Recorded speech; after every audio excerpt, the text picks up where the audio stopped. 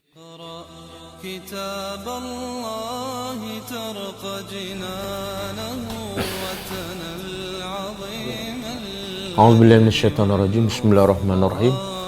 الحمد لله رب العالمين، نحمده ونستعينه ونستغفره ونعوذ بالله من شرور أنفسنا ومن سيئات أعمالنا. من يهده الله فلا مضل له ومن يضلل فلا هادي له. أشهد أن لا إله إلا الله وحده لا شريك له وأشهد أن محمدا عبده ورسوله. سبحانك لا علم لنا إلا ما علمتنا إنك أنت العليم الحكيم. اللهم علمنا ما ينفعنا وانفعنا بما علمتنا وزدنا علما. ربي يسر ولا تؤسر، ربي تمم بالخير. أما بعد. InsyaAllah hari ini kita sambung tadabbur surah Al-A'raf. Kita sampai ayat yang ke-71. Sebelum kita sambung, kita tengok apa dia antara pengajaran daripada ayat yang lepas. Ayat yang lepas ialah Allah menceritakan tentang kisah-kisah para nabi, para rasul dan kaum mereka sebagai satu pengajaran kepada mereka yang datang kemudian, khususnya kepada orang-orang musyrikin Mekah yang ayat ini turun kepada mereka pada asalnya, dan juga sebagai hiburan kepada Nabi dan para sahabat yang beriman, dengan sebagai motivasi kepada mereka bahawa apa yang mereka hadapi itu bukan satu perkara yang baru, bukan satu perkara yang luar biasa, bahkan satu benda yang sudah biasa dan sudah berlaku sekian lama. Jadi bila berkongsi kesusahan akan meringankan bebanan. Jadi yang lepas Allah cerita kisah pertama, kisah Nabi Nuh AS, kemudian kisah kaum Ad yang nabinya adalah Nabi Hud AS. Jadi ayat yang lepas Allah beritahu bagaimana kaum Ad mengingkari dakwah yang dibawa oleh Nabi Hud AS. Bukan setakat mereka mengingkari, tapi mereka mengatakan Nabi Hud adalah termasuk golongan orang yang bodoh.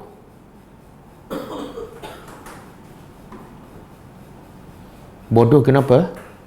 Sebab bagi mereka, bila seseorang membawa dakwah yang berbeza dengan amalan masyarakat yang diamalkan sekian lama oleh masyarakat, maka amalan yang baru itu dianggap satu benda yang bodoh, walaupun yang baru itu adalah benar. Dan juga Allah menunjukkan kepada kita bagaimana sikap seorang Nabi dan juga akhlak pendakwah. Bila dituduh dengan berbagai tuduhan, maka jangan membalas tuduhan tersebut. Kalau kita membalas tuduhan yang sama diberi oleh musuh kita kepada kita, maka kita lebih kurang dengan mereka. Akhlak kita sama dengan akhlak mereka. Sebab itulah Nabi Hud hanya menafikan, aku bukan bodoh, laisa bi safahatun, dan seterusnya bagi tahu apa tugas kita yang utama, iaitu uballighukum risalati rabbi. Kerja aku bukan mereka-reka cerita, bukan memberitahu pendapat aku, tapi hanya menyampaikan mesej daripada Tuhanku.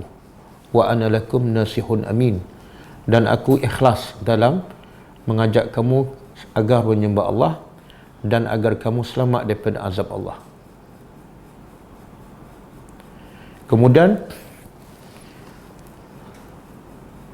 apabila kaum Ad masih berdegil, masih berkeras menolak dakwah yang dibawa oleh Nabi Hud, Allah berkata dalam ayat 71, dan sampai mereka mencabar Nabi Hud agar menurunkan azab sebagaimana yang Nabi Hud janjikan sekiranya mereka tidak beriman. Dalam ayat 70 kan, fa'tina bima ta'iduna in kunta minas sadiqin. Bagilah kepada kami apa yang kamu janji iaitu azab sekiranya engkau bercakap benar. Maka ayat 71 Allah berkata, qad waqa'a 'alaikum min rabbikum rijsun wa ghadabun. Dia berkata, sesungguhnya telah pastilah berlaku ke atas kamu daripada Tuhan kamu rijsun. Rijsun makna dia azab. Wa ghadabun, kemurkaan Allah. Kemudian kata Nabi Hud kepada kaumnya, mengingkari perbuatan kaumnya yang mempertahankan nama-nama. Atujadilunani fi asma'in samaitumuha antum. Yang kamu duk sembah, yang kamu duk pertahan tu hanya nama semata-mata. Kamu ambil batu, kemudian kamu bagi nama sebagai Tuhan. Jadi dia bukan Tuhan, dia hanyalah batu, tapi kamu namakannya sebagai Tuhan. Dan kamu pun tidak ada bukti bahawa itu adalah Tuhan. Kemudian akhirnya kata Nabi Hud AS, fantaziru, tunggulah. Kalau kamu degil juga tak nak terima dakwah, fantaziru, tunggulah azabnya. Inni ma'akum minal muntazirin. Dan aku juga akan menunggu azab yang akan menimpa kamu dan menunggu rahmat Allah kepada kami. Okey, sambungannya. Apa berlaku selepas itu? A'udzubillahi minasyaitonir rajim. Fa'anjayna, lalu anja makna selamat. Anjayna, lalu kami selamatkan. Nya ni siapa? Nabi Hud AS. Kami selamatkannya dan wallazina ma'ahu, dan orang-orang yang bersamanya.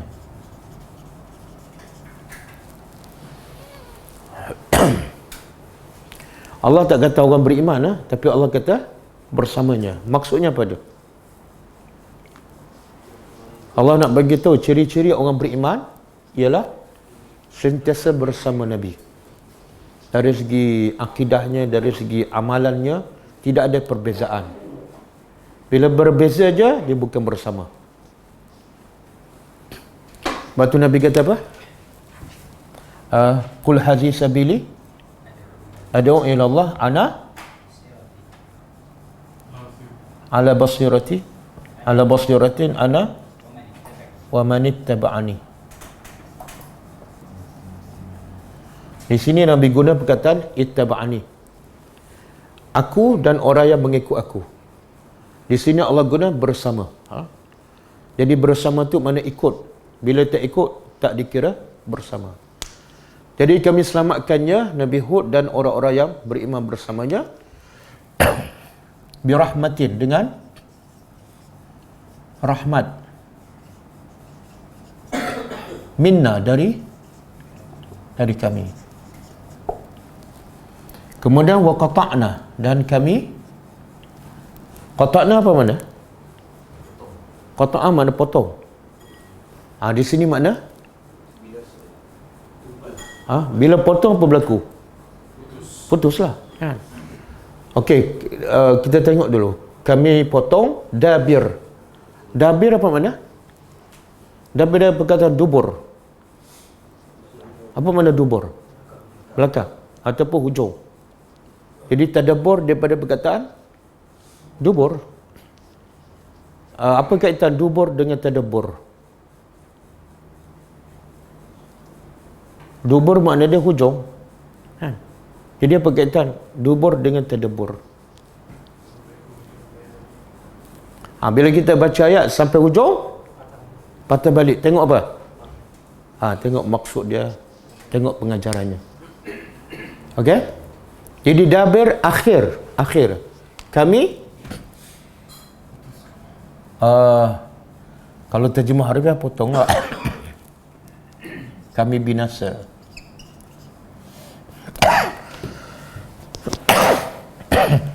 Dan kami binasa dabir, hujung ataupun akhir. Allazina kazzabu, orang-orang yang mereka mendustakan biayatina dengan ayat-ayat kami. Okey. Jadi sebenarnya apa yang Allah nak beritahu ni? Biasa kalau Allah nak beritahu kami binasakan, Allah guna perkataan apa? Ahlakna. Ahlakna, kami binasakan. Tapi bila Allah guna qata'na, kemudian lepas tu dabir, apa makna dia? Nak tahu, cuba tengok surah Al-Ahqaf ayat 25.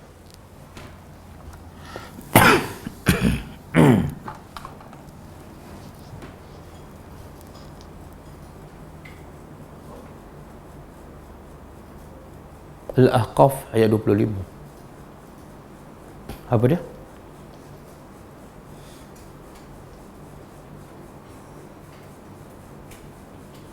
Apa dia tu?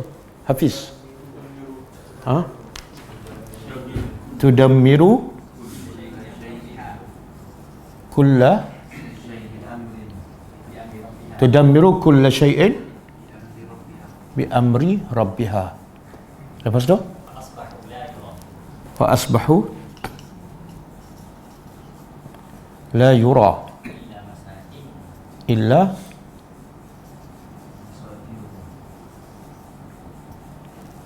okey. Dah. Cuba terjemah. Tudammiru ni angin, angin.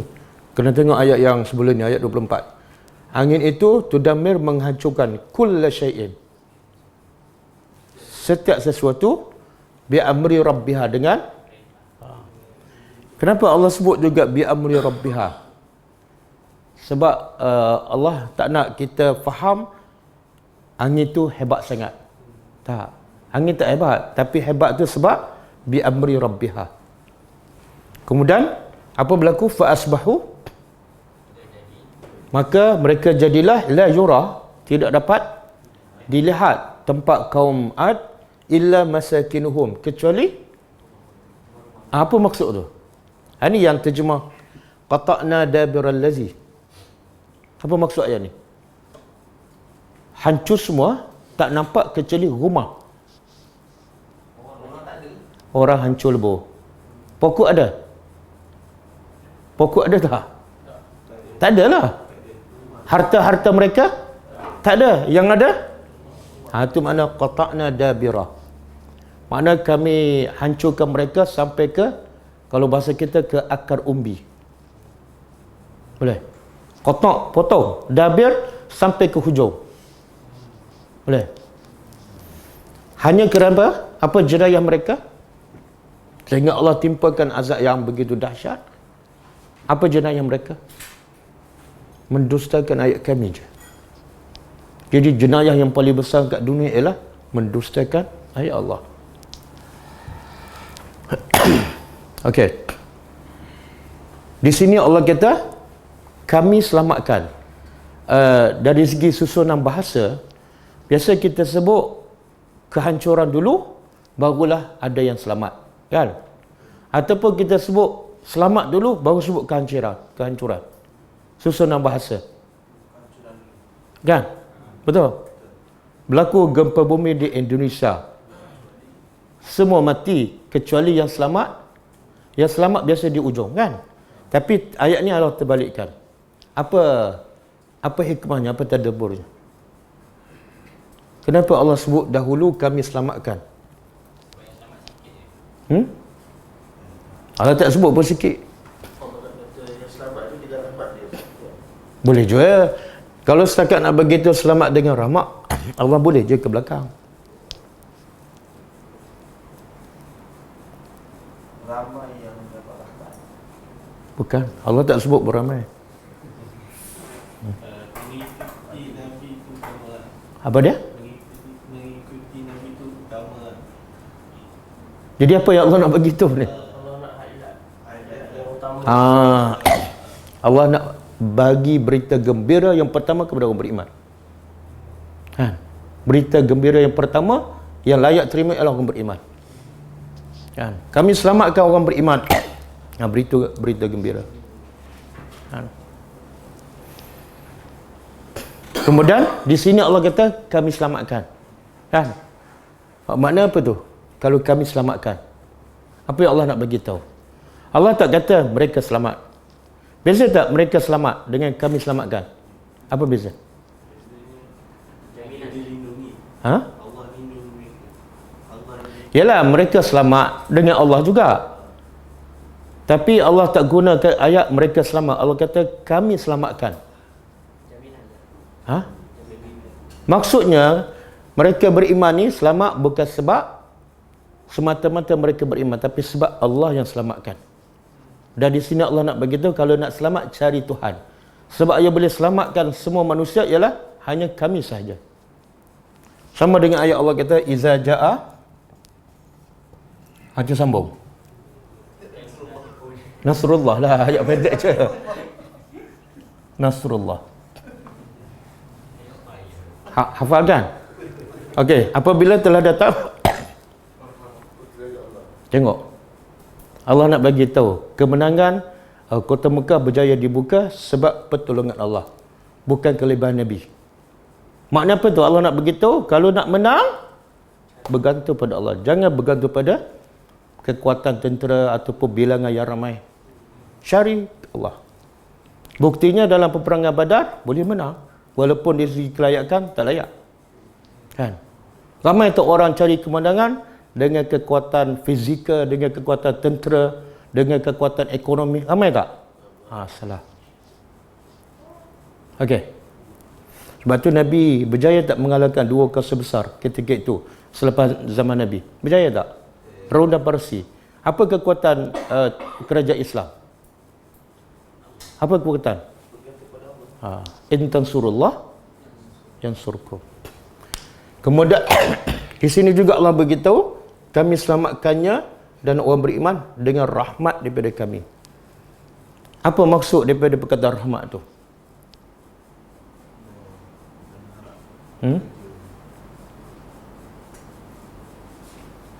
Jadi semua manusia selamat. Termasuklah selamat daripada neraka bukan sebab amalan mereka.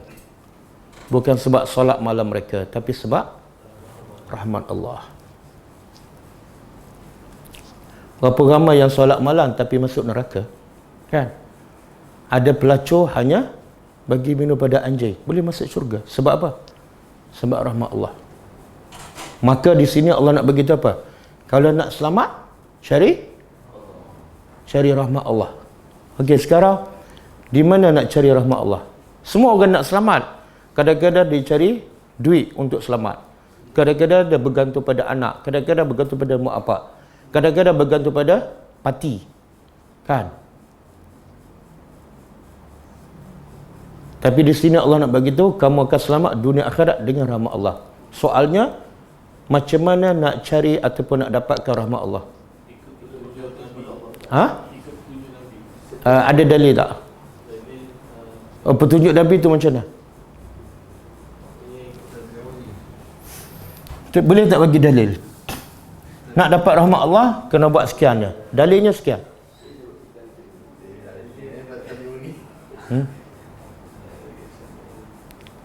Apa dalilnya?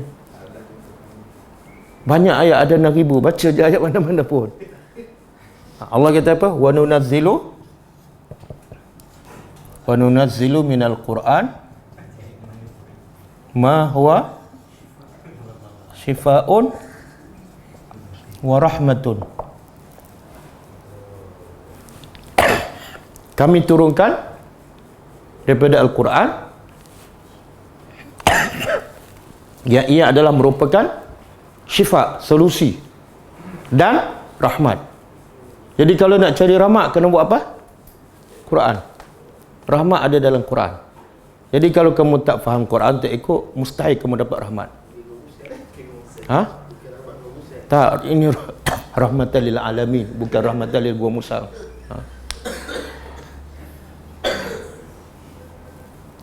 Jadi nak rahmat kena tadabbur dan ikut Al-Quran. Dan salah satu ayat Quran Allah kata apa? Qul in kuntum tuhibbunallah fattabi'uni. Kena ikut Nabi pula. Kan? Kena ikut Nabi. Dan apa yang Nabi buat? Sembahyang dakwah Nabi. Kerja Nabi yang paling utama apa dia? Tanda Nabi itu adalah rahmat. Sentiasa berdakwah. Sebab itulah Nabi adalah rahmat kepada lil alamin. Nabi kata apa? Irhamu man fil ardi yarhamukum man. Kamu bagilah rahmat kamu kepada orang di muka bumi, Allah akan bagi rahmat kepada kamu. Jadi salah satu nak cara dapat rahmat Allah, kena berdakwah. Rahmat kepada orang yang paling utama ialah bagi ilmu pada mereka supaya mereka kenal Allah. Boleh? Dan rahmat ni benda yang paling penting. Sebab itulah pemuda kahfi bila masuk gua dia minta apa? Rabbana atina min ladunka rahmat. Walaupun dia nak pergi ke gua kan, sepatut minta makanan, sepatut minta tempat tinggal yang selesa.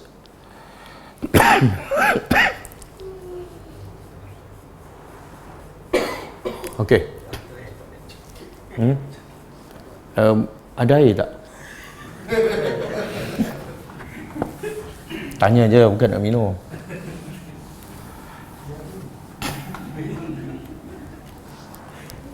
Ada satu ayat lah.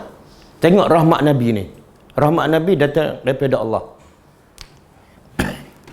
Fabima rahmatin minallahi lintalahu walau kunta fazzan ghalizal qalb lam faddu min hawlik. Cuba terjemah. Maka dengan sebab rahmat daripada Allah ni, dengan sebab rahmat daripada Allah lah, lintalahum, engkau berlembut dengan lintalahum ni, ada lahum. Kamu berlembut dengan siapa? Orang-orang musyrikin. Betul tak? Kalau Nabi berkasar pada mereka, tengok. Walau kunta fazzan, kalau engkau kasar. Ghalizal qalbi, hati keras. Apa beza? Fazza, keras, kasar. Ghalizal qalbi, hati keras. Apa beza? Kalau engkau ada dua ni, apa berlaku? Lam faddu, semua orang akan lari. Abu Bakar pun akan lari, Umar pun akan lari. Tapi sebab ada rahmat daripada Allah dalam hati kamu, semua sayang pada kamu. Kan? Apa beza? Fazzan dengan ghalizal qalb.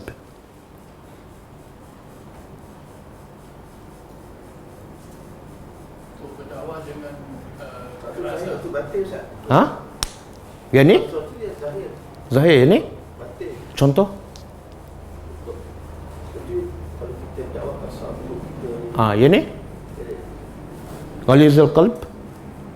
ada rahmat, tak ada kesian, tak ada aplikasi. Yang ni lebih kepada tindakan lah. Mulut laser kan, bodoh. Lepas tu tangan pula bagi penampak, silap sikit tampar kan. Yang ni hati keras. Beza tak dua ni? Beza. Ada orang yang mulut dia kasar tapi hati lembut je. Ada kan? Macam mana tu? Mulut tapi hati lembut je. Tak, orang yang sama ni, orang yang sama. Dia mulut dia bodoh, bengong kan. Tapi kalau dia tengok orang miskin, menangis. Ada kan? Ada.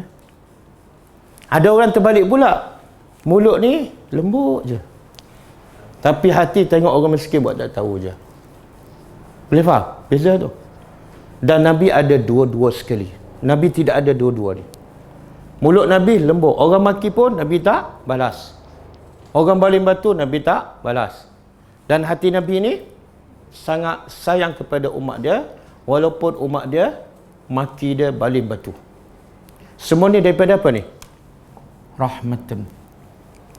Boleh? Jadi kalau nak cari rahmatun, kena tadabbur Al-Quran, insya-Allah.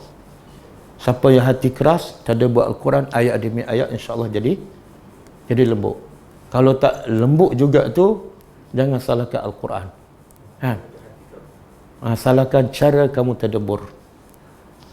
Okey. Kemudian Allah kata wama,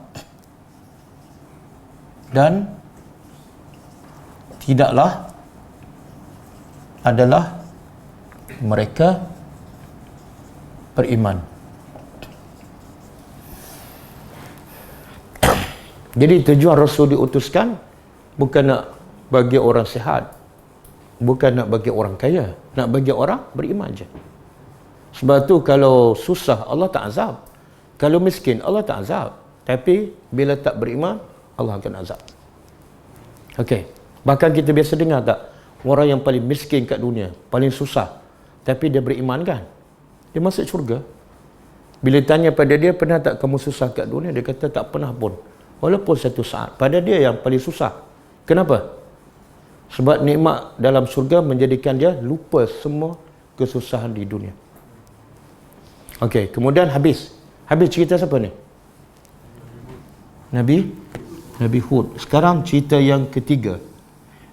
Dia ikut susunan ni, Mula-mula Nabi Nuh, lepas tu Nabi Saleh, Nabi Hud, lepas tu yang ketiga Nabi Saleh.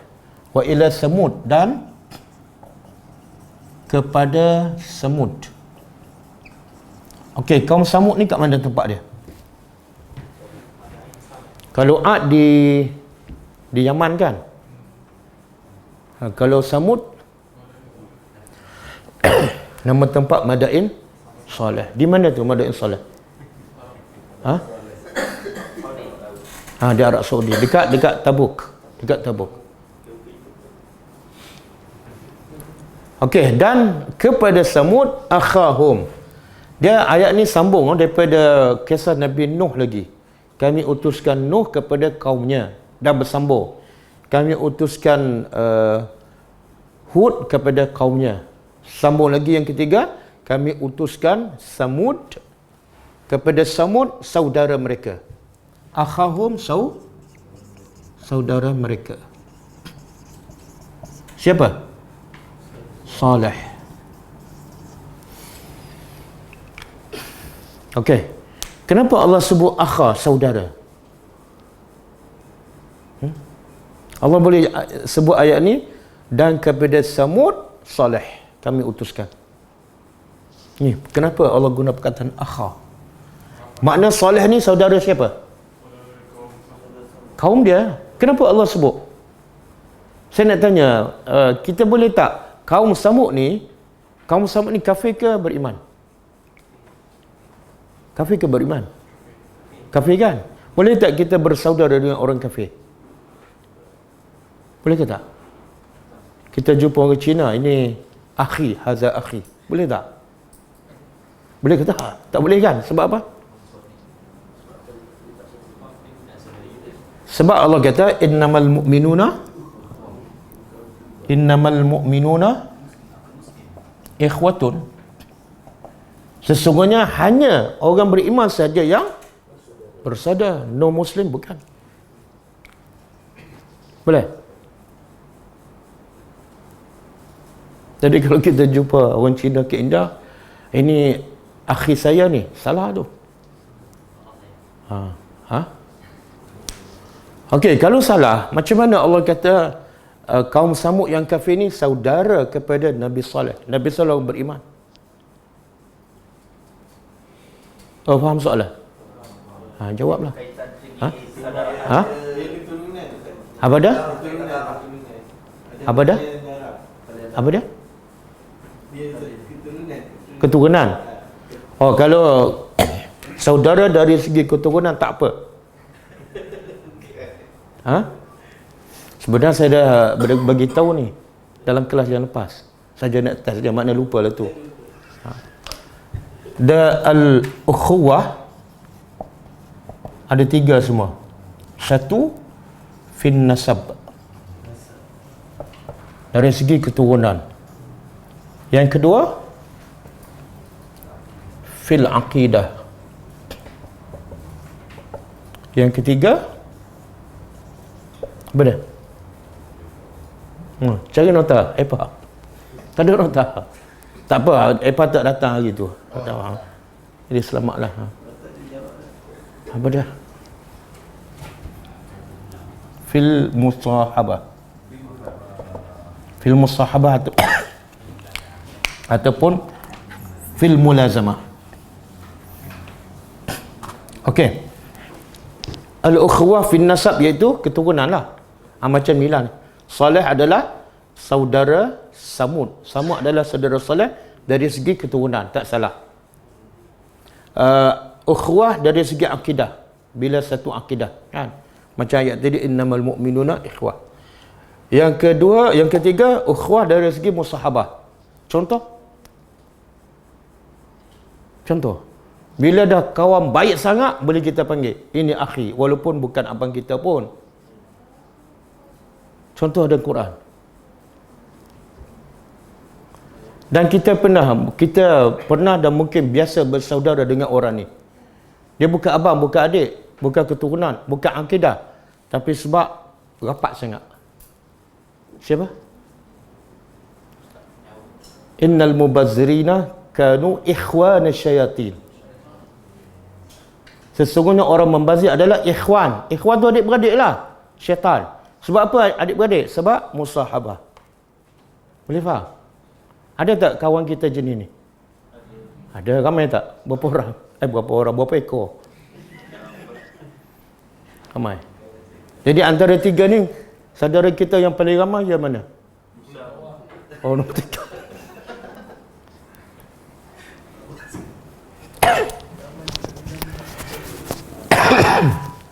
Sorry ya. Okey, sekarang kita nak faham kenapa Allah sebut saudara tu. Kenapa Allah sebut kami utuskan Samud saudara mereka, saudara Samud, iaitu Nabi Saleh. Kenapa Allah sebut saudara? Yalah, kenapa sebut tu? Tak, ini bukan setakat rapat. Ada pertilian darah.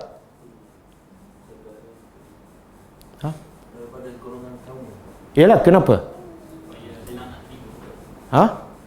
Allah nak bagi tahu rahmat Allah kepada mereka, kepada Samud, ialah Allah tak hantar orang yang suku sakat, yang kaum Samud tak kenal dan tak tahu latar belakang dia. Tapi Allah hantar siapa? Orang yang keturunan mereka dan mereka kenal. Supaya apa? Supaya mereka mudah terima. Itu adalah rahmat Allah. Kalau Allah hantar kepada Samud ni orang Melayu kan, pergi jadi Nabi benar. Orang Samud terima tak? Ni muka macam orang asli nak berdakwah kan.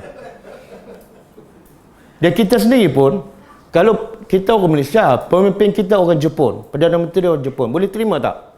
Tak boleh. Kan? Ada seorang tu pun dah bukan, dia kata apa, ni bukan daripada kami ni. Rahmat Allah satu. Yang kedua, Allah nak beritahu apa ni? Bila kaum Samud tolak dakwah Nabi Saleh, itu menunjukkan apa?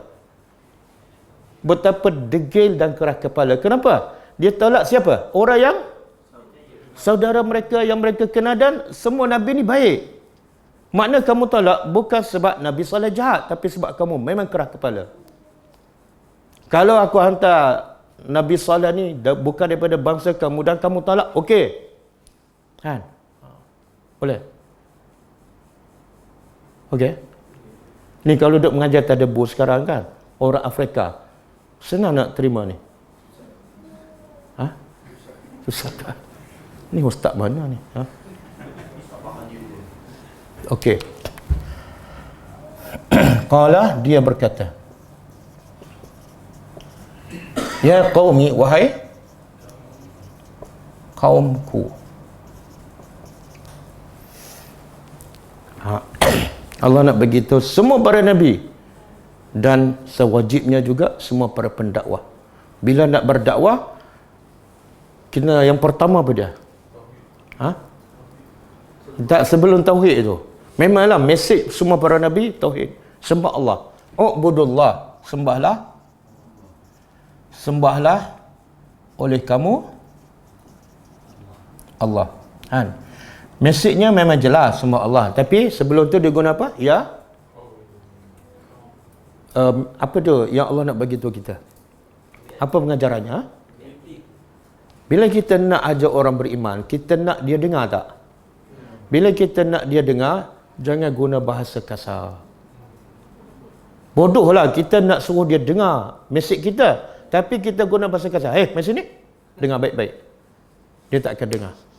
Macam anak kita lah. Kita nak nasihat dia, tapi budak ni degil. Mesej ni nak cakap sikit. Dia tak akan dengar kan. Kadang-kadang mak berlatih setengah jam. Lepas tu tanya, faham tak mak cakap? Mak cakap apa tadi? Dia tak fokus. Sebab apa? Sebab dia rasa bahasa mak dia benci. Bila mak dia benci, dia tak akan dengar. Jadi guna bahasa ya, wahai. Kemudian ada ya ni. Sepatut ada ya ni. Wahai kaumku. Jangan kata wahai kaum orang lain. Mari sini, wahai kaum orang lain, aku nak berdakwah. Boleh faham tak? Kau ni, kaum saleh ni kafir ke beriman? Kafir. Tapi salah tak kita mengaku orang kafir, wahai kaumku? Salah ke tak?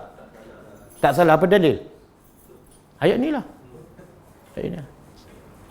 Jadi boleh tak kita berdakwah pada orang Cina, India, kita kata wahai kaumku? Boleh? Nanti dia kata, kita tak samalah, kita tak serumpun. Ataupun paling-paling kurang kita kata apa? Kepada orang Cina yang bukan Islam, wahai sahabatku. Jangan panggil nama dia, wahai sahabatku. Bila dia dengar tu, bagusnya akhlaknya. Paling-paling kurang dia bersedia mendengar. Boleh faham? Bahkan kepada siapa ni? Ibrahim, bila dia cakap pada bapak dia dah halau dia. Dah bagi ugutan pada dia. Tapi Ibrahim tetap bercakap dengan bapak dia pada apa bahasa dia? Ya abati. Walaupun bapak dia kafir, walaupun bapak dia halau dia. Itu bahasa tu cukup penting. Betul, kita sendiri berdakwah kan. Tapi jarang kita guna bahasa wahai saudaraku, wahai abangku. Mak bapak pun jarang guna pada anak kan. Wahai anakku. Kenapa degil? Okey, sembahlah Allah. Jadi mesej semua para nabi sama apa dia? Sembah Allah. Biar jelas, biar jelas. Kadang-kadang kita tengok penceramah ke ustaz ke, dia nak cerita pasal Islam, tapi tak nampak dia nak ajak orang sembah Allah. Kadang-kadang dia nak ajak apa? Sokong dia, masuk jemaah dia. Yang lagi tu apa dia? Beli kismis saya. Ya Allah, ustaz. Lepas tu baca hadis tentang Nabi suka kismis kan? Itu bukan dakwah, itu bisnes. Biar jelas ni. Jangan ajak pada diri kita, kumpulan kita, jemaah kita, parti kita. Kemudian sembah Allah. Sembah Allah mungkin tak lengkap. Mungkin dia kata, okey saya sembah Allah, tapi saya juga sembah yang lain. Kena ada satu lagi penegasan. Malakum, tidak ada bagi kamu min ilahin, dari Tuhan ghairahu, selainnya. Kenapa kena ada bahagian ni? Sembah Allah tak cukup, ada satu lagi. Tidak ada dari mana-mana Tuhan selain pada Allah sahaja. Kenapa kena ada bahagian tu?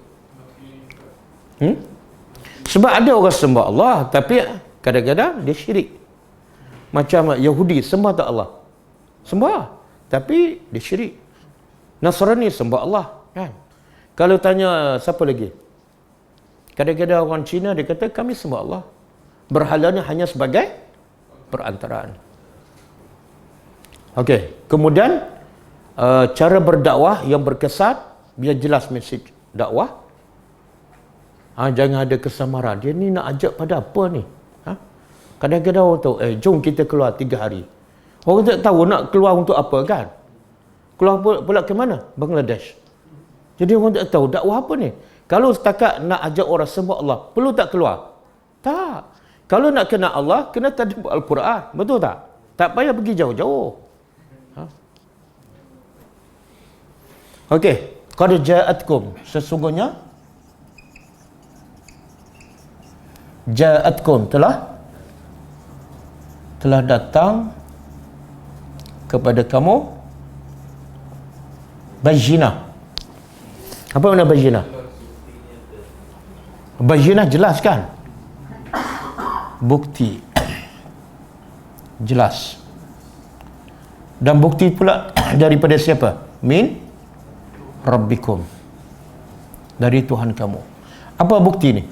Bukti kebenaran Nabi Saleh. Apa dia?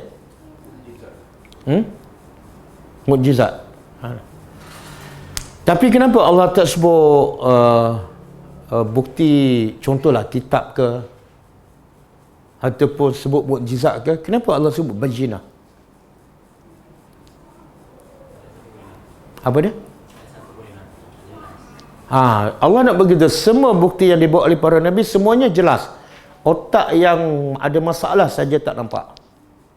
Contoh sebab itulah jelasnya bukti kebesaran Allah. Contoh masa Musa campak tongkat dia kan, bila tukang sihir nampak, jelas tak itu bukti daripada Allah? Jelas tak? Sebab tu bila jelas, apa berlaku? Terus dia tak ambil masa, dia tak tangguh. Dia tak kata, okey, lepas majlis ni, lepas Fir'aun balik, kita beriman. Tak. Itu tak jelas. Bukti jelas apa dah?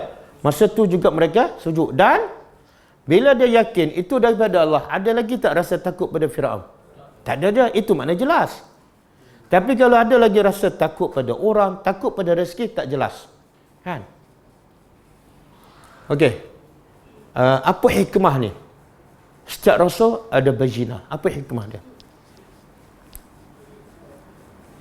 Ada tak rasul yang tidak ada bayyinah ataupun tidak ada bukti?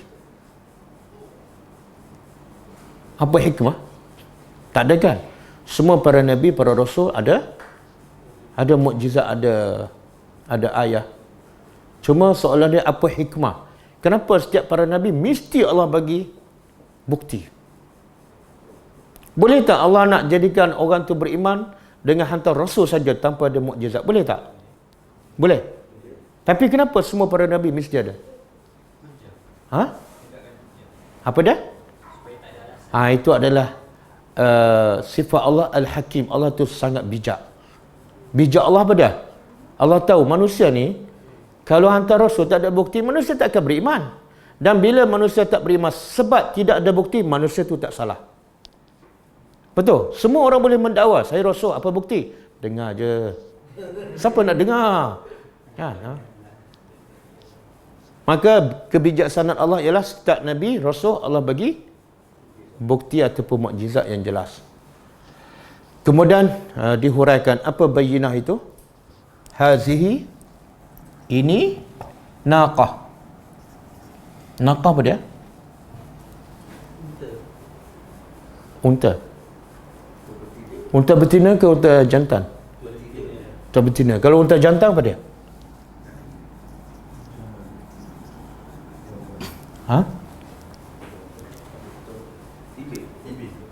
Ibil. Dia ada jamal, ada naqah, ada ibil, ada ba'ir. Apa beza dia?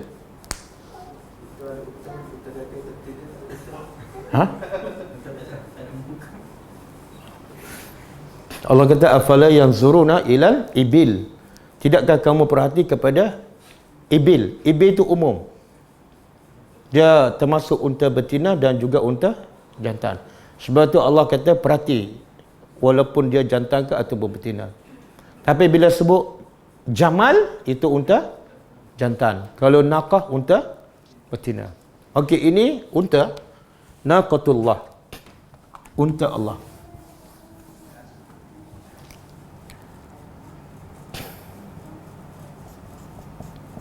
Kenapa unta ni disandar kepada Allah? Naqatullah. Yalah, kenapa disandar kepada Allah?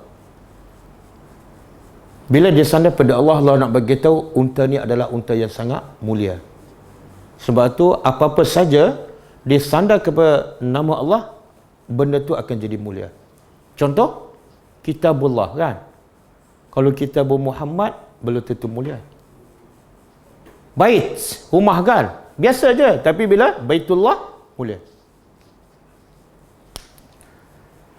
Okey, kemudian lakum untuk kamu.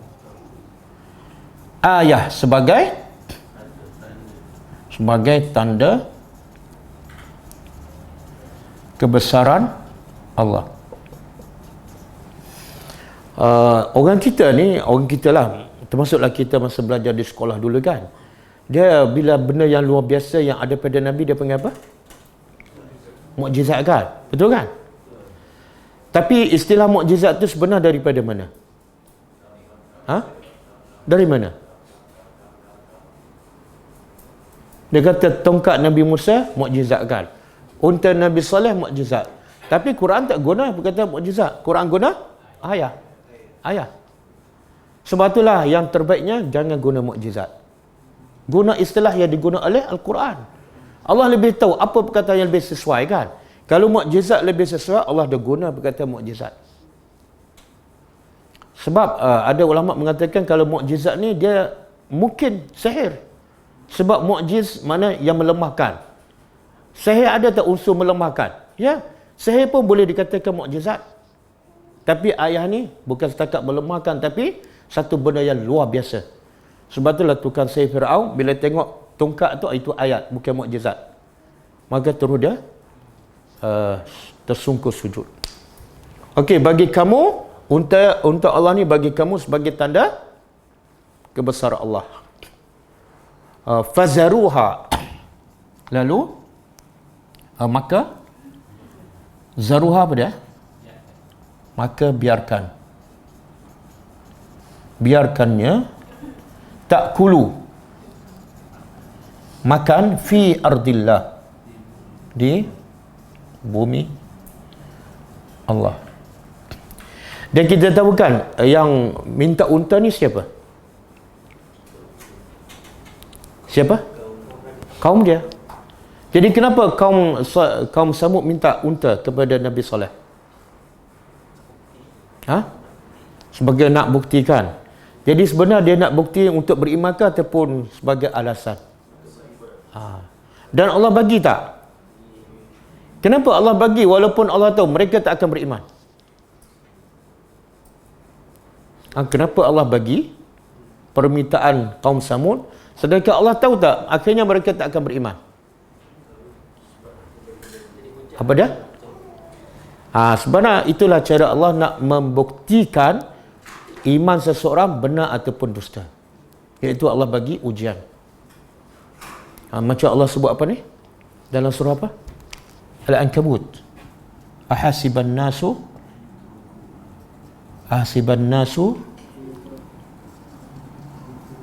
an yutraku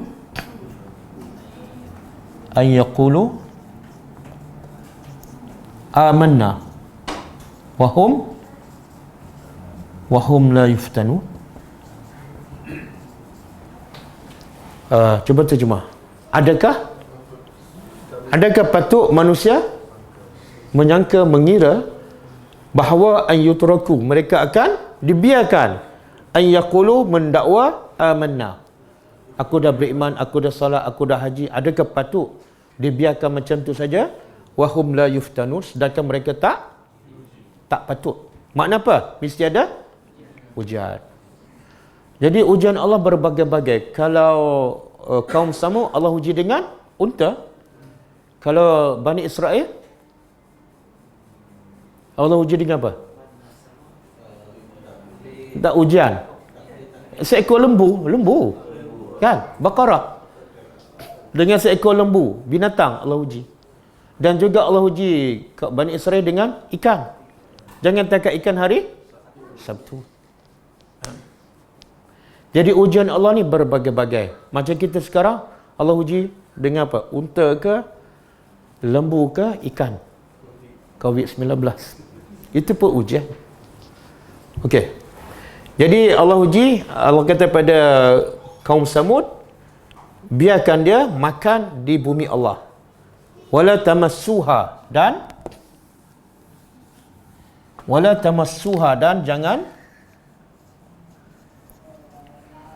jangan kamu sentuhnya.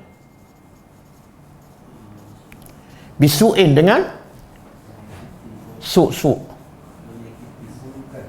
Dengan keburukan ataupun kejahatan. Pernah dengar tak ulama? Ada ulama su', ulama jahat. Jangan sentuh dia dengan keburukan. Apa dia? Allah tak sebut dalam ayat ni, tapi dalam ayat lain, surah lain Allah sebut, iaitu bagi dia minum 1 hari dan kamu minum 1 hari. Bagikan. Hari unta minum, jangan kacau. Bagi unta seekor je minum. Hari lain, minumlah banyak-banyak. Kan? Allah sebut dalam surah apa tu? Surah Asy-Syu'ara. Cuba tengok. Ayat 155.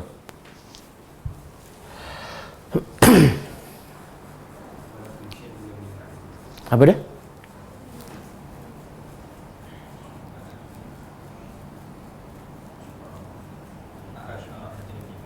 Apa dia? Qala hazihi naqatullah syirbun walakum syirbun yaumun maklum. Mudah je, simple je ujian Allah. Allah bukan tak bagi minum langsung. Allah kata apa? Qala hazihi naqatullah. Ini hazihi naqatul laha. Ini adalah unta. Laha bagi unta itu syirbun, 1 hari untuk dia minum. Dan walakum bagi kamu 1 hari yang maklum. Dan kata Ibn Abbas, masa unta minum 1 hari ini, kaum Samud boleh minum susu daripada unta tu. Okey tak?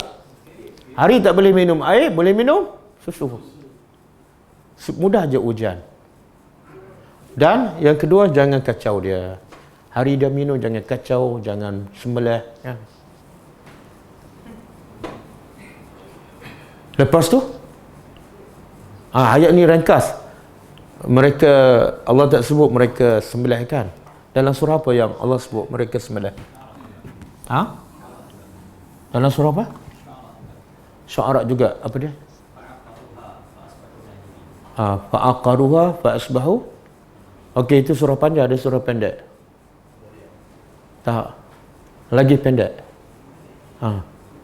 Kazzabat samudu bitaghwaha izin ba'asa ashqaha. Kemudian apa tu?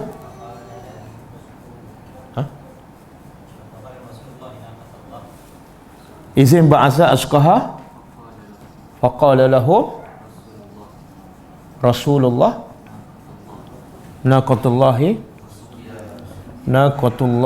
wa sukyaha. Lepas tu fakazzabuhu fa'aqaruha fadamdama alaihim rabbuhum bizambihim wasawwaha. Cuba tengok. Kaum Samud mendustakan Allah dan Rasul, dan ketika mana imba'asa bangkit ashqaha. Ashqa apa mana? Kalau syakiyun celaka, kalau ashqa bahasa Arab. Dia kalau wazan dia af'al. Hasan ahsan. Kabir akbar. Syakiyun ashqa mana? Bangkitlah di kalangan kaum Samud orang yang paling celaka. Makna paling celaka ni berapa orang? Seorang je, seorang. Kemudian faqala lahum, Rasulullah berkata pada mereka, ini unta Allah wasukyaha, dan hari dia minum, jangan kacau. Tapi akhirnya fakazzabuhu, lalu mereka mendustakannya, dan fa'aqaruha, lalu mereka sembelih. Hu ni dusta kepada siapa ni? Nabi lah. Kan Nabi bagi arahan. Mana mendustakan arahan Nabi. Tak ikut. Tengok, yang berdusta ramai tak? Kazzabuhu. Yang sembelih ramai tak? Aqaruha. Ramai kan? Tapi yang mula Allah kata apa? Ketika mana bangkit orang yang paling celaka, seorang ke ramai? Kenapa? Sebenarnya yang sembelih ni berapa orang? Ha? Seorang kan? Tapi Allah kata fa'aqaruha. Mereka ramai sembelihnya. Apa pengajarannya? Seorang buat, yang lain dapat saham. Bila dia tak membantah, maka sama-sama. Seolah yang sembelih tu semut sekali. Kan? Apa dia baik? Kaedah apa tu?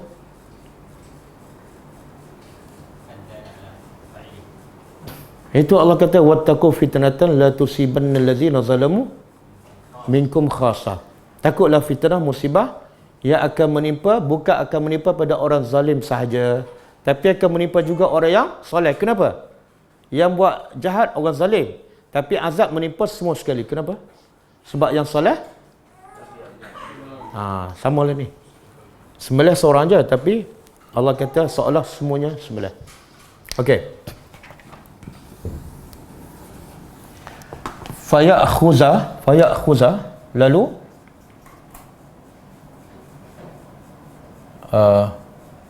ditimpa.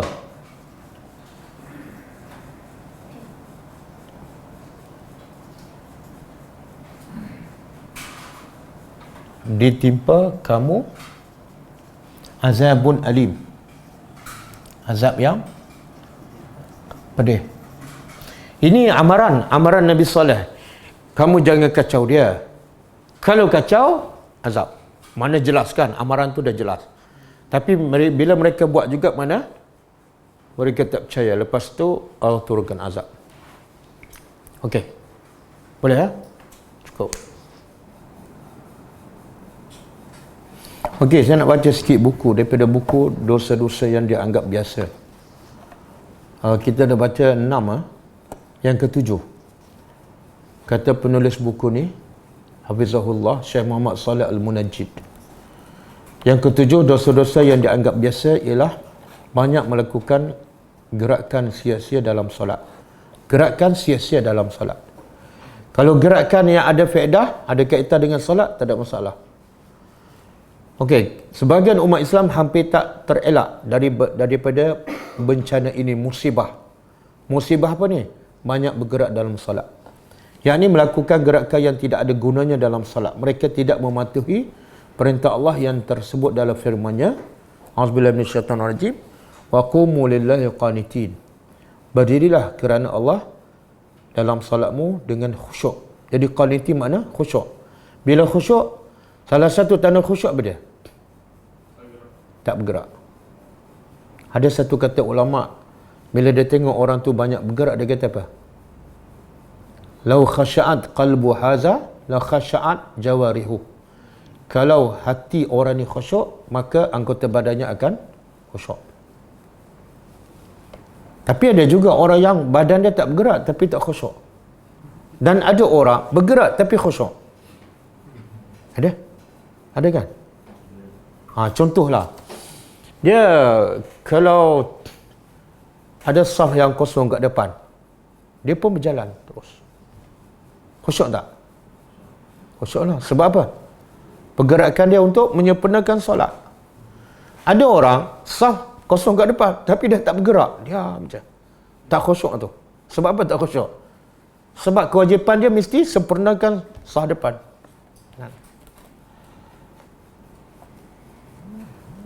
Okey, dan firman Allah Subhanahu wa taala dalam surah Al-Mu'minun, qad aflahal mu'minun allazina hum fi salatihim khashi'un. Ayat ni cukup jelas. Bukan semua orang salat berjaya, bukan semua. Yang berjaya hanyalah yang khusyuk dalam salat. Di salat ni ada 3 kategori. 3 kategori. Bukan semua yang salat berjaya. Pertama, yang tak salat langsung. Yang tak salat langsung, confirm, jangan risau. Masuk neraka. Ma salakakum fi saqar qalu lam naku minal musallin. Itu yang tak salat. Yang kedua, salat tapi tak khusyuk. Fawailul musallin. Salat tapi lewat sampai habis waktu.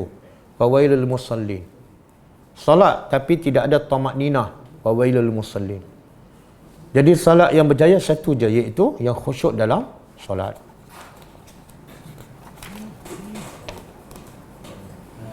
Okey, satu saat Rasulullah SAW ditanya tentang hukum meratakan tanah ketika sujud.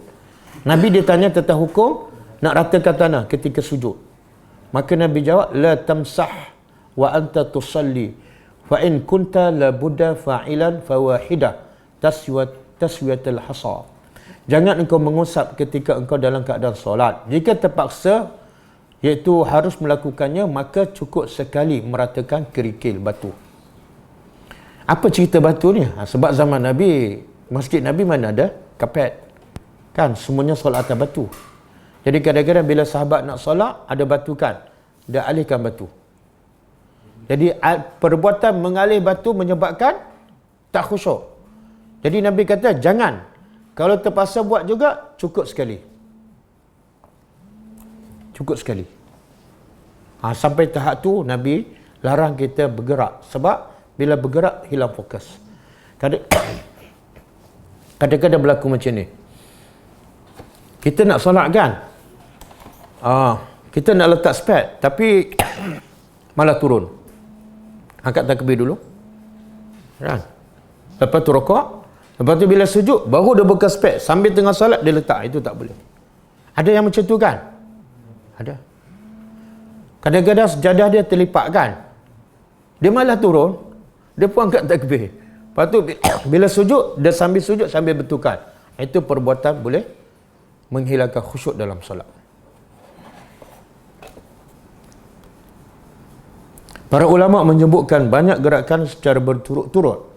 Secara berturut-turut tanpa diperlukan, barulah dapat membatalkan solat. Ini yang betul ni. Yang biasa kita belajar, bergerak je 3 kali berturut-turut, batal solat. Itu tak ada dalil. Saya ulang. Yang kita belajar, bergerak 3 kali berturut-turut, batal solat. Itu tak ada dalil. Yang betul apa dah? Bergerak berturut-turut tak mesti 3. Dan pergerakan yang sia-sia, baru boleh membatalkan solat. Mana kalau kita bergerak 3 kali berturut-turut, tapi bukan sia-sia, pergerakan untuk menyempurnakan solat, tak batal. Dalilnya Nabi sendiri pernah solat kan, saya pernah sebutkan. Nabi pernah solat sambil mendukung cucunya Umamah. Kan, daripada berdiri, Nabi dukung. Bila rokok, Nabi dukung lagi. Bila sujud, Nabi letak. Bila nak bangun rakaat kedua, Nabi ambilkan. Berapa kali pergerakan tu? Banyak kali kan? Tapi batal tak solat Nabi? Siapa berani cakap solat Nabi batal? Tapi kalau kita tengok orang buat macam tu kan dalam masjid, kita kata apa? Ni mazhab mana ni? Mazhab Nabi Muhammad lah.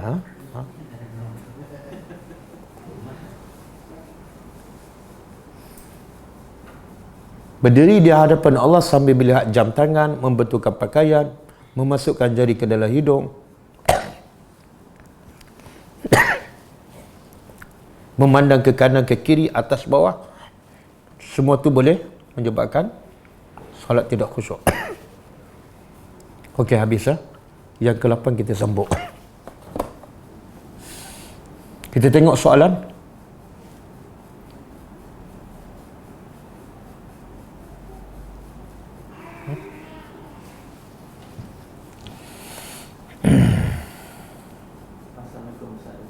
Apa beza ayat As-Sakinah dengan Asy-Syifa? Adakah Ayat apa? dalil untuk mengamalkannya? Mana ni? Nama apa? Apa Malil pelik nama ayat pendek nama syarah. Apa beza ayat As-Sakinah dengan Asy-Syifa? Oh, sakinah dengan syifa. Sakinah tenang. Sakinah tenang. Syifa penyembuhan. Kalau kita sakit, syifa lah. Kalau kita gelisah, lawan dia sakinah. Itu ayat tu, itu ayat As-Sakinah dengan ayat Syifa. Nak dia nak amalkan. Ada dalil tu nak mengamalkan ayat-ayat Syifa, ayat-ayat Sakinah. Tak, dia tak ada dalil. Yang ada dalil apa dia? Semua ayat Quran adalah syifa. Dan semua ayat Quran adalah sakinah. Jadi amalkan semua ayat 6,000 tu. Jangan pilih-pilih. Karena Allah katakan, afatu'minuna bi ba'dil kitab wa takfuruna bi ba'd. Adakah patut kamu beriman dengan sebahagian ayat dan sebahagian lagi kamu kufur? Jadi tak boleh pilih-pilih ayat Quran. Semua ayat memberi sakinah dan semua ayat juga adalah syifa.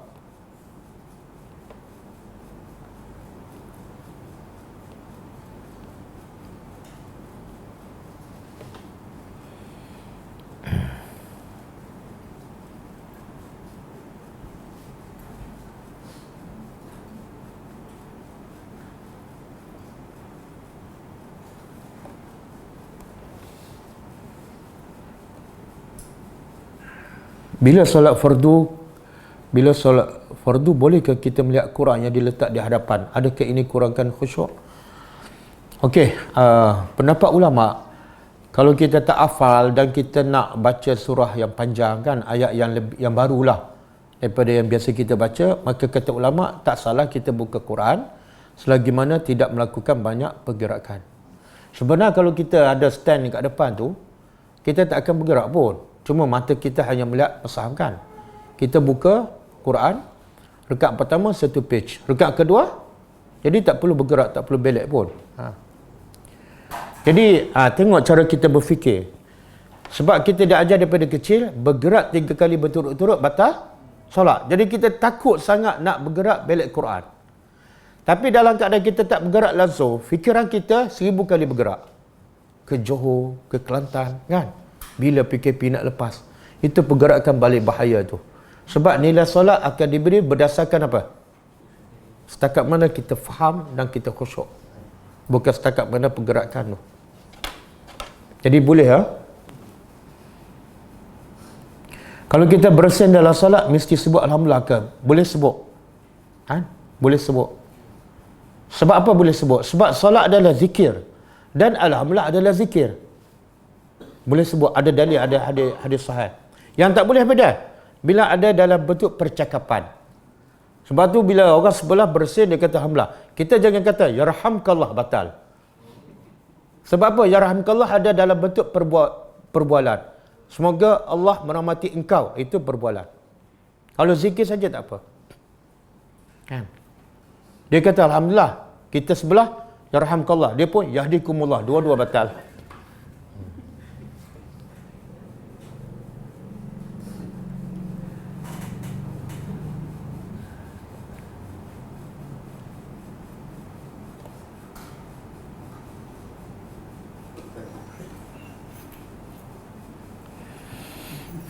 Mana lagi soalan tak ada? Bila nak berdakwah kepada orang kafir, kawan bisnes, bagaimana nak mulakan? Atau ada buku kaedah berdakwah perlawanan Ustaz?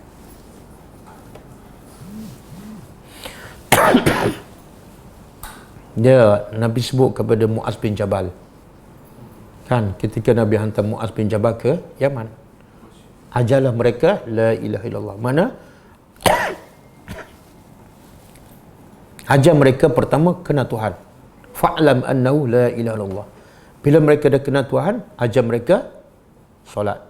Lepas mereka dah solat, ambil harta mereka sebagai zakat dan bagi kepada fuqara, orang-orang fakir di kalangan mereka.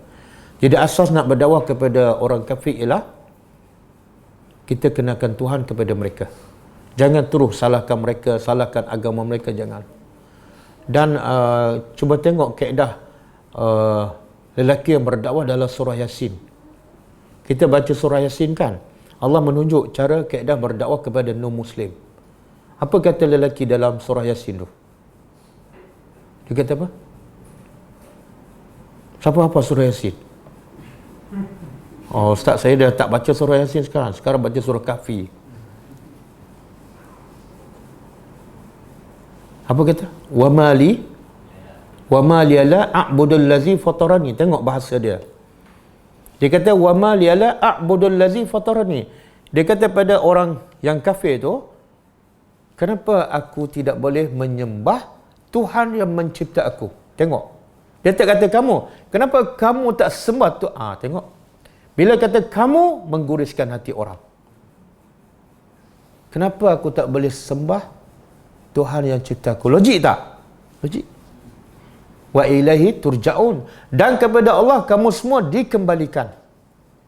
Boleh? Sebab itulah contoh, saya bagi contoh. Kadang-kadang kita nak cerita sunnah pada orang kan.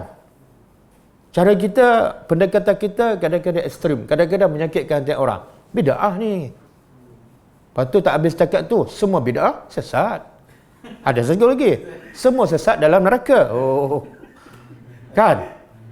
Bahaya. Dia tak belajar cara Nabi berdakwah. Dia belajar konten dia. Sepatut kita cakap macam lelaki tadi. Macam lelaki dalam surah Yasin kata apa? Kenapa aku tak boleh ikut Nabi ya? Betul tak? Bukan minda orang. Kenapa aku tak boleh ikut Nabi ya? Dia adalah contoh, dia adalah Nabi kita. Kenapa aku tak boleh? Rasa-rasa patut ikut Nabi ni. Kan? Bukan minda dia.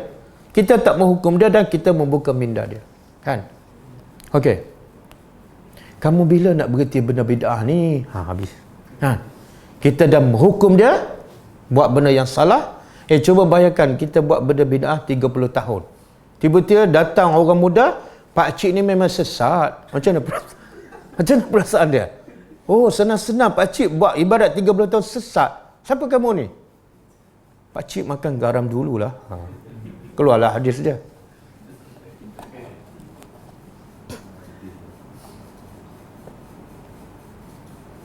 Itu antara contoh. Saya ada buku-buku kecil je.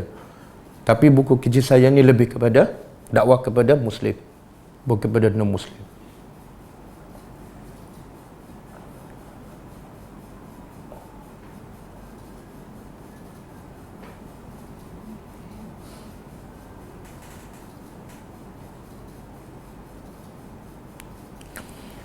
Nak bertanya,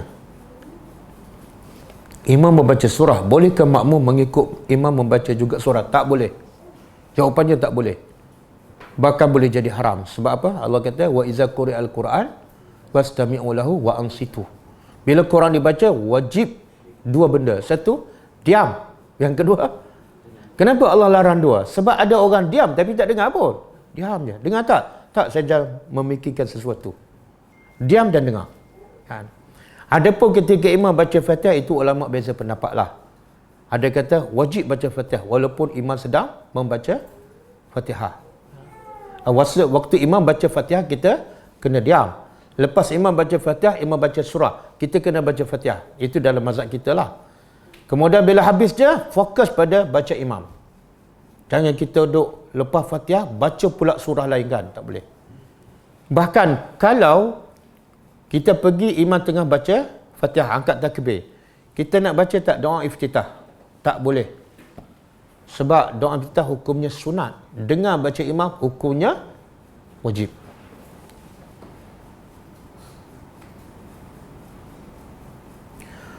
Ustaz, saya ada resdom.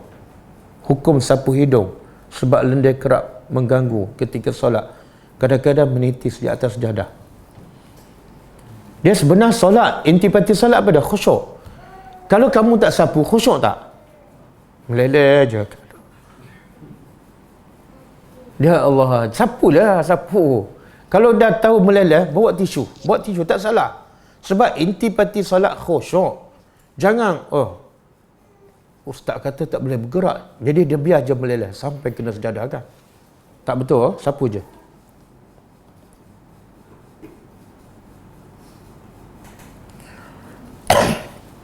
Nak tanya, boleh tak duit JKM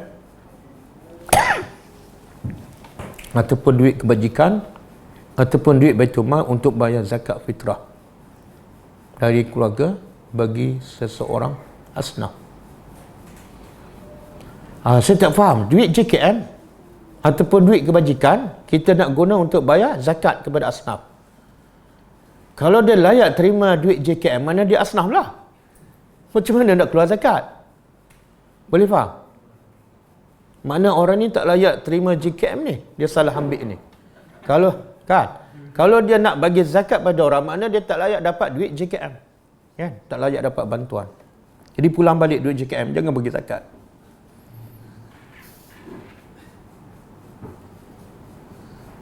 Ustaz, kalau solat Zuhur Asar sir, tak dengar baca imam. Tak boleh.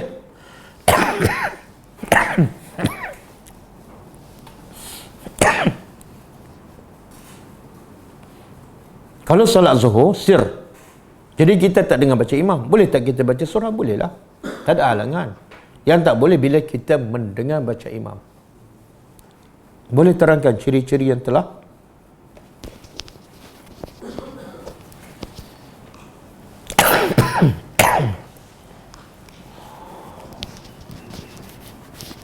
bolehkah terangkan ciri-ciri orang yang telah menerima rahmat Allah? Okey. Antaranya ialah ciri-ciri orang yang dapat rahmat Allah. Yang Nabi sebut tadi apa dia? Irhamu man fil ardi yarhamukum man fis sama. Orang yang dapat rahmat Allah, pertama, dia selalu suka bantu orang. Sebab Nabi kata syarat nak dapat rahmat Allah, kena rahmat orang lain. Maknanya selagi tak bantu orang, khususnya orang yang jahil agama, kita tak akan dapat rahmat Allah. Yang kedua, ciri-ciri dapat rahmat Allah ialah dia selalu mentadabbur Al-Quran. Jadi tak mungkin dia akan dapat rahmat Allah kalau dia jauh daripada Al-Quran. Sebab rahmat Allah ada dalam Al-Quran.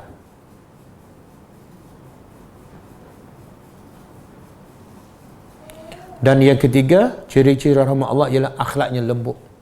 Sebagaimana Allah sebut tadi, Nabi tidak kasar, mulut tak kasar, hati pun tidak keras. Itu ciri-ciri rahmat Allah. Tapi kalau mulut leza, itu tak ada rahmat Allah. Bodoh, bangang, biasa keluarkan, itu tidak ada rahmat Allah. Ataupun kaki tangan dia suka pukul orang, suka apa, itu tidak ada rahmat Allah. Bahkan Nabi kata apa dalam satu hadis, la tunza'u ar-rahmatu illa min qalbin syaqiyyin. Tidak dicabut rahmat Allah, tidak dicabut rahmat Allah kecuali daripada hati yang keras. Makna kalau mulut leza, hati keras tu memang tak ada rahmat Allah lah tu.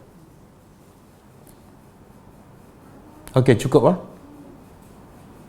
Tekak kering sangat ustaz. Nak suruh saya minum ke?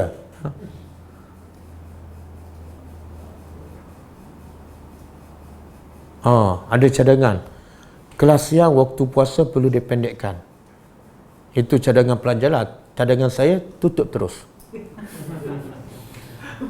InsyaAllah kelas siang ni sampai 10 Ramadan kita cuti. Sebab bila saya tak ada suara tak boleh minum. Kelas malam okey, boleh minum. Jadi insyaAllah selepas 10 Ramadan kita cuti kelas siang hari. InsyaAllah. Kelas malam macam biasa.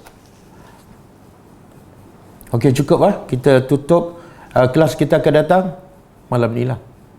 Sambung tadabbur surah Al-Baqarah. Kita tutup dengan baca tasbih kafarah. Subhanakallahumma wa bihamdika asyhadu an la ilaha illa anta astaghfiruka wa atubu ilaik. Assalamualaikum warahmatullahi wabarakatuh. كتاب الله ترقى جنانه وتنى العظيم الأجر والغفران.